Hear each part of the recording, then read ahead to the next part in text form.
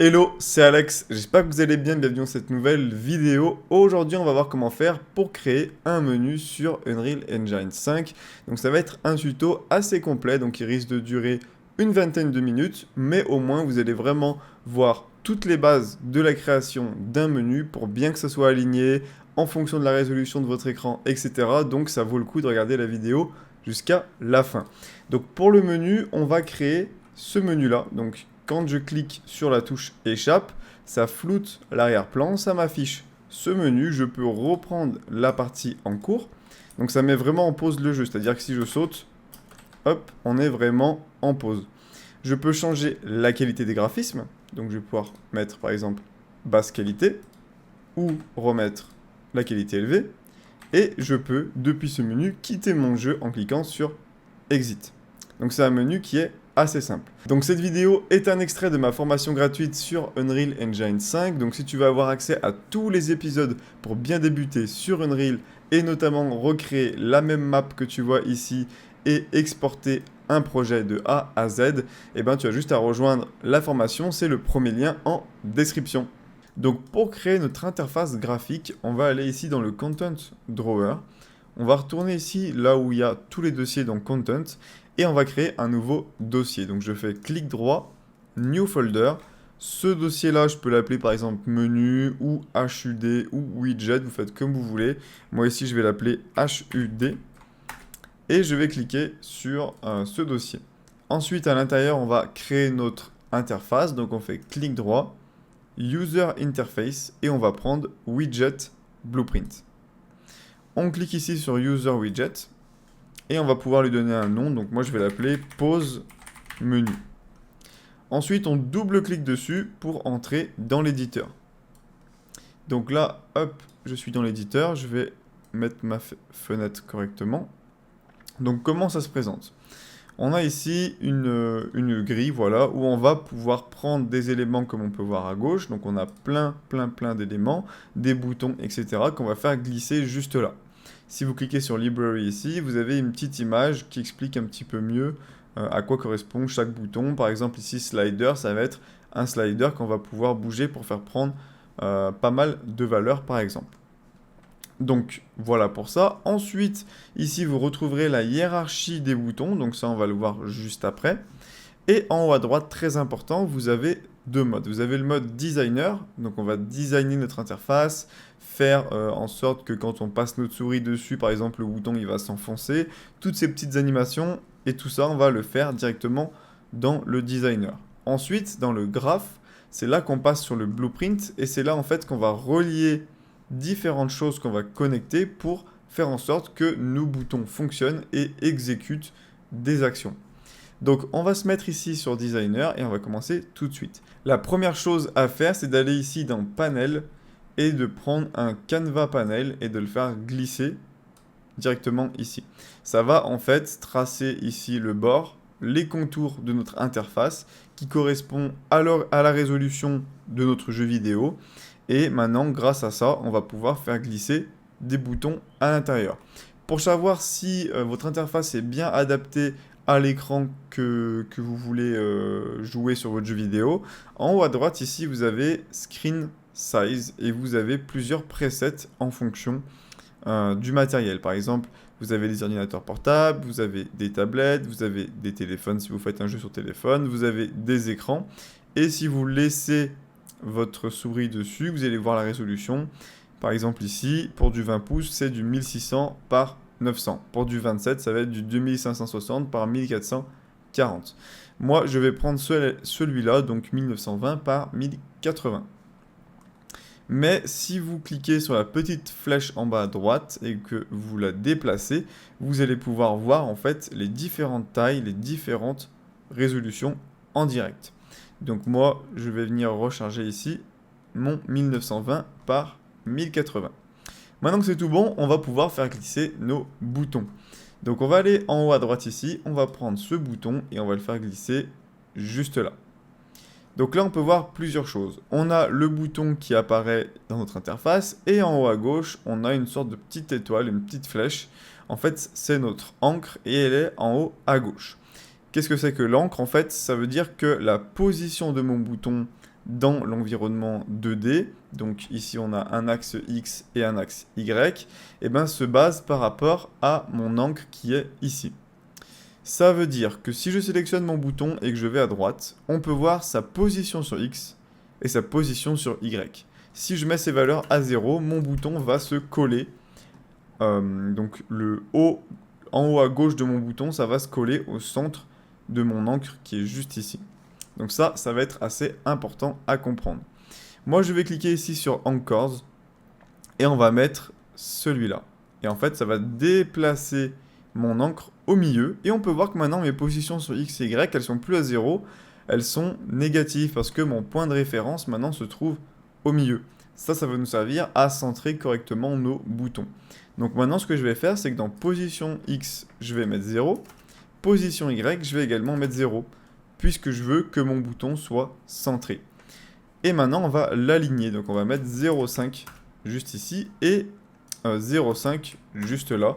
Au moins, ça me permet de l'aligner pile poil au milieu, juste ici. Et maintenant, on a juste à faire glisser les valeurs sur Y pour placer notre bouton où l'on souhaite. Donc moi, je pense qu'on peut se mettre sur moins 150 pour notre bouton. Donc là, ça va être le bouton Play. Donc ce qu'on va faire, c'est qu'on va lui mettre du texte à l'intérieur. Pour mettre du texte sur un bouton, on a juste à aller chercher ici du texte et le faire glisser dans le bouton. Voilà, faut pas le mettre à côté ou quoi, très important, faut que ça se mette automatiquement dans le bouton. Et vous lâchez le bouton de la souris, sinon vous pouvez le faire glisser directement dans le bouton en haut à gauche. Si vous le faites glisser à côté, il ne sera pas relié au bouton. Donc hop, on le fait glisser dedans, on le sélectionne, et ici je peux changer son texte et taper par exemple Play. Ensuite j'appuie sur Entrée pour valider, et j'ai mon texte qui est écrit dans mon bouton. Maintenant il y a un truc qui est assez bien aussi, c'est le Size to Content. Ça veut dire que si je sélectionne mon bouton et que je coche Size to Content, mon bouton va prendre la taille qu'il faut par rapport au texte pour que ça soit bien centré, etc. Le problème avec ça, c'est que du coup, si j'ai des textes qui sont plus longs, comme par exemple tout à l'heure pour Quality, eh ben on aura un texte qui sera plus long en largeur. Puisque maintenant, quand je coche Size to Content, eh ben j'ai plus accès à la modification de la taille sur X et Y de mon bouton, puisque c'est bloqué par ce paramètre. Donc moi, je ne vais pas le laisser, hein, je vais décocher ça. Et manuellement, on viendra changer ici la taille sur X et la taille sur Y. Maintenant, on va copier notre bouton. Donc on fait CTRL-C, CTRL-V. Donc hop, on va bien le sélectionner. Et on a un autre bouton qui apparaît. Ce deuxième bouton, on va remettre ses positions en 0. Et pour l'instant, on ne va pas toucher à l'alignement, etc. Important également, on va renommer nos boutons. Sinon, on ne va jamais se repérer quand on fera le blueprint tout à l'heure. Donc, en bas à gauche, je fais clic droit, rename, et mon bouton 0, je vais l'appeler bouton play. Pareil pour ce bouton-là, je vais le renommer, et je vais l'appeler bouton quality. Parce que c'est avec lui qu'on va changer la qualité. Et ensuite, on va resélectionner notre bouton quality, faire un autre CTRL-C, CTRL-V, et on a notre troisième bouton. Donc je vais remettre sa position sur 0, puis sur 0, et on va le baisser vers le bas en 150. Et celui-là, on va renommer son texte exit, et celui du dessus, on va renommer son texte par quality. Pareil, on pense bien à renommer le bouton pour qu'on puisse s'en rappeler, donc bouton exit. Donc là, maintenant, on a nos trois boutons. Donc pour se déplacer comme ça, je ne l'ai pas dit, hein, mais c'est clic molette, vous laissez appuyer et ça va vous déplacer dans l'éditeur. Et avec la molette, vous allez pouvoir zoomer. Donc là, on va augmenter la taille de la police. Donc je sélectionne mon texte play. Je vais ici dans les options de texte, je vais dans font. Ici, vous pouvez changer la police d'écriture et importer une police que vous avez téléchargée sur Internet, par exemple. Moi, je vais prendre la taille ici et je vais mettre, je pense, 47. On va faire la même chose avec Quality, 47. Et la même chose avec Exit, 47. Donc là, si je prends par exemple Play et que je clique sur Size to Content, vous allez voir que, hop, ça va prendre pile poil la taille. Pareil avec Quality, pareil avec Exit. Alors du coup, vous avez un bouton Quality qui est plus grand que les autres. Après, ça c'est comme vous voulez. Mais c'est vrai que c'est plutôt pas mal cette option. Donc je pense qu'on va le laisser. Mais après, si vous préférez que tous les boutons aient la même taille, bah mettez pas Size to Content et mettez une taille ici en X et Y que vous souhaitez. Ensuite, on peut mettre du texte si on veut. On peut très bien prendre un texte et alors bien sûr son encre est encore en haut à gauche. Donc on va le remettre au centre, remettre ses valeurs sur X et sur Y, et alignement 0,5 et 0,5, et déplacer notre texte en 200, alors en moins 250 je pense, ou plutôt moins 300, ça sera pas mal, et changer du coup son texte marqué par exemple menu, et on va également aligner le texte, ici justification, en cliquant Align Text Center. Et la police, là, on peut peut-être mettre un 60. Et dans ce cas, on va remonter un petit peu en moins 350 ou 325. Voilà. Donc voilà pour notre menu au niveau design. Alors, il y a 3 boutons supplémentaires qu'on va devoir ajouter. Le bouton pour la qualité faible, le bouton pour la qualité moyenne et le bouton pour la qualité élevée. Et la petite différence, c'est que ces boutons-là ne seront pas visibles. Ils seront visibles uniquement au moment où on va cliquer sur Quality. Donc là, ça va se faire surtout au niveau du blueprint. Donc ce que je vous propose pour terminer cette vidéo, avant d'attaquer la partie sur la qualité, etc., qu'on fera dans une deuxième partie, je vous propose qu'on affiche notre menu quand on appuie sur une touche. Donc c'est parti. Donc on va déjà sauvegarder ce qu'on a fait. Donc en haut à gauche, on a le bouton Compile et le bouton Save. Donc c'est quoi la différence entre les deux? Comme ici, on est dans un éditeur avec un blueprint. C'est-à-dire qu'on va créer des algorithmes, etc. Ça remplace la programmation, ça remplace le C++. Quand on compile des programmes, on doit compiler notre programme. Et si jamais il y a des erreurs, ici on aura un petit logo rouge qui va nous indiquer qu'on a des erreurs. Et en bas ici dans le output log, on aura des lignes en orange ou en rouge qui vont nous indiquer des erreurs dans notre blueprint, comme si ça nous indiquait des erreurs dans notre programme quand on fait de la programmation. Donc voilà pourquoi on a le petit bouton compile juste ici. Donc on va cliquer sur compile. Là c'est vert, ça veut dire qu'il n'y a pas d'erreur. On va sauvegarder. Et on va retourner ici. Donc pour afficher notre menu quand on appuie sur une touche, comment ça va fonctionner? Donc il y a plusieurs façons de le faire. Soit vous le faites dans le niveau, c'est-à-dire que dans le niveau où vous êtes, vous allez mettre des fonctions de touches pour ouvrir certains menus. Par contre, si vous créez un deuxième niveau, une deuxième map, il faudra la refaire. Soit vous faites ça directement dans le blueprint ici de notre personnage, qui est déjà fait parce que c'est l'exemple du third person character. Donc c'est comme vous voulez, et du coup, peu importe le niveau où vous êtes, tant que vous avez le même personnage, la fonction marchera à chaque fois. Donc nous, on va le faire dans le level blueprint. Donc on va en haut à gauche, on clique sur ce petit logo et on fait Open Level Blueprint. Donc qu'est-ce que c'est que le Level Blueprint? En fait, ça va être le code, le blueprint qui est associé au niveau où on est. Donc là, on est dans notre niveau qui s'appelle Level 01 qu'on a créé en début de formation. C'est pour ça que ici, c'est bien écrit Level 01. Et donc, si jamais vous avez des animations, si jamais vous avez des spécificités dans ce niveau, des objets à ne pas afficher, mais que vous affichez après, par exemple, plein de choses en fait qui sont liées à ce niveau, et ben on va tout faire directement ici. Par défaut, vous avez deux nodes. Le node qui s'appelle Event Begin Play, ça veut dire que quand le jeu se lance, hop, on va lancer une suite d'actions à faire. Par exemple des animations, ce genre de choses. Et Event Tick, ça c'est un petit peu plus complexe. Ça va être tous les ticks, c'est-à-dire un certain temps. Mais ça, on va pas en parler, donc je vais le supprimer. Donc là, le Begin Play, on va pas l'utiliser parce que c'est un menu pause, c'est-à-dire quand on appuie sur la touche échappe. Donc on va faire clic droit Et dans la barre de recherche, on va taper ESC pour la touche Escape, la touche échappe. Mais vous pouvez, si vous voulez, assigner une autre touche. Donc je clique sur ça. Là, on peut voir qu'on a un autre qui s'appelle Escape avec quand on presse, quand on relâche. Donc ça veut dire qu'on peut faire une action quand on presse sur la touche et une action quand on relâche la touche. Si je sélectionne mon node, à droite, on a des détails qui apparaissent. Dans ces détails, on peut faire pas mal de choses. Par exemple, execute when pause. Ça veut dire, est-ce que je peux toujours exécuter cette fonction, appuyer sur l'état, appuyer sur échappe, même si le jeu est en pause. Donc ça va être important et on va le cocher parce qu'on va mettre notre jeu en pause. Mais s'il est en pause et qu'on ne peut plus sortir du menu, on est bloqué. Donc très important, on coche cette case. Ensuite ici, input key, vous allez pouvoir choisir parmi des touches de manette, des touches de keyboard, des touches de souris.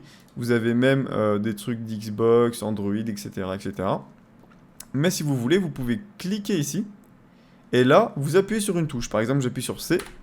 Hop, ça va m'assigner la touche C. Donc c'est plus pratique. Je clique là et je mets échappe. Voilà. Donc ensuite, quand la touche est pressée, qu'est-ce qu'on va faire? On va afficher notre menu. Donc on va faire create widget. Parce que le menu sur Unreal Engine, ça s'appelle widget. Donc ce qu'on fait, c'est qu'on crée notre menu. Et là, on va venir charger le menu qu'on a créé. Donc on clique sur classe ici. Et on devrait retrouver le menu qu'on a créé tout à l'heure qui s'appelle pause menu. Donc ça, c'est tout bon.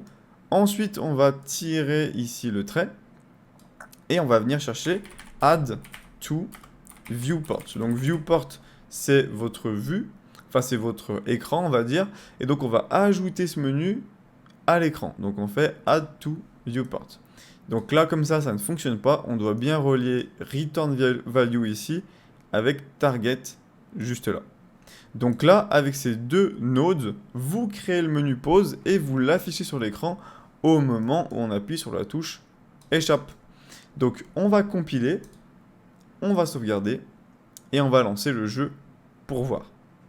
Alors, comme quand on lance le jeu et qu'on appuie sur échappe, ça quitte l'éditeur, on sera obligé de lancer notre jeu en mode jeu à part, c'est-à-dire programme à part. Ça veut dire que je vais cliquer ici et je vais cliquer sur Standalone Game. En fait, ça va lancer mon jeu dans une fenêtre séparée. Comme ça, on va pouvoir utiliser échappe, sinon en fait, ça quitte l'éditeur. Donc, je vais vous remettre hop, le jeu correctement ici. Voilà. Et donc, maintenant, si j'appuie sur échappe, j'ai mon menu qui apparaît, mais on va remarquer plusieurs choses. Déjà, je peux toujours jouer, donc mon jeu n'est pas en pause, mais si je rappuie sur échappe, ça quitte pas mon menu, donc je suis bloqué dans le menu, et en plus de ça, j'ai même pas ma souris qui apparaît à l'écran, donc je peux même pas cliquer sur les boutons. Donc, on va venir corriger tout ça. On retourne ici dans notre level blueprint. On va mettre en pause notre jeu. Donc, on tire ici et on va mettre game pause. Et on va prendre set game paused. Et on va cocher la case pause. Et on va également tirer ici un autre trait pour dire je veux afficher ma souris. Donc, set show. Alors, show mouse cursor. Et on va cocher ici la case show mouse cursor. Donc on affiche notre souris. Mais ce qu'on veut faire, c'est que quand on rappuie sur échappe, on quitte notre menu et la souris aussi s'enlève et le mode pause aussi s'enlève. En gros, je veux que j'appuie une fois, j'exécute ça, j'appuie une deuxième fois, j'exécute l'inverse. Comment on va faire ça? On va créer une sorte d'interrupteur, c'est-à-dire que ici avant échappe, on va ajouter ce qu'on appelle un flip-flop dans Unreal Engine. Hop, et ça porte bien son nom, parce que on appuie une fois, on exécute A, donc c'est-à-dire on exécute tout ça. On appuie une deuxième fois, on exécute B, et là du coup B, ça va être d'enlever le menu. Donc enlever le menu, c'est remove from parent. Donc là, très important, target ici, c'est ce menu-là. Donc on vient chercher la valeur ici et la mettre dans la cible juste là, parce que c'est ce menu qu'on veut enlever quand on met le remove from parent. Ensuite, ici, on va reprendre un set game paused. On va le laisser décocher, comme ça remettra notre jeu en route. Et on va reprendre un set show mouse cursor qu'on va laisser également décocher. Donc là, vous allez voir, il y aura un petit message d'erreur normalement. Voilà, donc quand je clique sur compiler, ça met un petit trait erreur ici. Parce que ici, qui est-ce qu'on cible en fait pour afficher la souris à l'écran? C'est nous, c'est-à-dire le player controller, on appelle ça dans Unreal Engine. Donc vous inquiétez pas au début si vous êtes perdu avec ça. C'est des réflexes à prendre, c'est des choses à savoir, mais après une fois qu'on les sait, c'est facile. Donc je tire target ici. Donc get player controller. On relie ça ici et celui-là là. Donc on va relier les deux au même. Hein. On va pas en remettre un deuxième, ça serait pas top.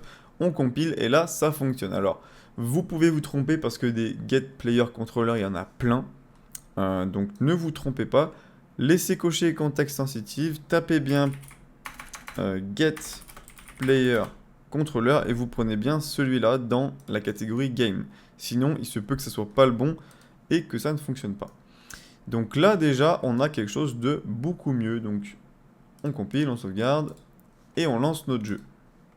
Donc j'appuie sur échappe, on a le menu, on est bien en pause comme on peut le voir et je rappuie sur échappe. Ça fonctionne, donc je peux mettre en pause, quitter mon jeu, comme ça, quand je veux, ça met bien en pause. Si je saute, hop, ça met bien en pause mon jeu. Bon, maintenant, on peut voir que nos boutons ne font rien. Et donc, ça va être la prochaine étape qu'on va faire dans la partie 2.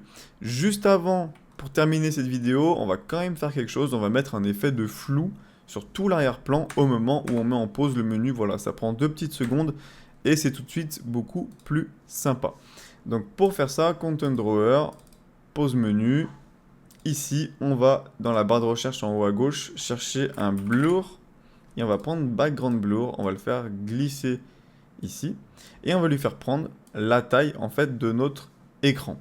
Donc pour lui faire prendre la taille, c'est simple. Ici, dans Position X, on va mettre à 0, Y aussi.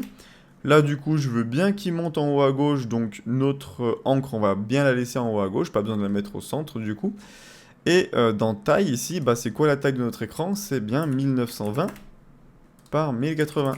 Comme ça, on a quelque chose qui fait pile poil la bonne taille. Ensuite, pour l'effet du blur, donc ça doit être par ici, voilà, blur strength. On va mettre, je sais pas, peut-être 15. Donc là, on peut voir que ça floute notre menu parce qu'il est au premier plan. Voilà, un petit peu comme sur Photoshop ou quoi, il est au premier plan. Donc on prend background blur et on le prend comme ça, comme ceci, et on le met derrière ici, bouton play. Comme ça, il est derrière et on peut voir que c'est le quadrillage qui est flouté. Donc 15, c'est peut-être beaucoup, on va mettre 10. Et on va compiler, sauvegarder. Et regarder rapidement ce que ça fait sur le jeu. Puis, ça sera la fin de cette vidéo et on attaquera la deuxième partie avec les boutons et leurs fonctions. Donc, hop, si j'appuie sur échappe, j'ai un petit flou d'arrière-plan. Donc voilà, j'espère que cette vidéo vous aura plu, j'espère que vous êtes arrivé à avoir le même résultat, n'hésitez pas à me faire un retour, et puis je vous dis à bientôt pour la suite de votre formation. Ciao!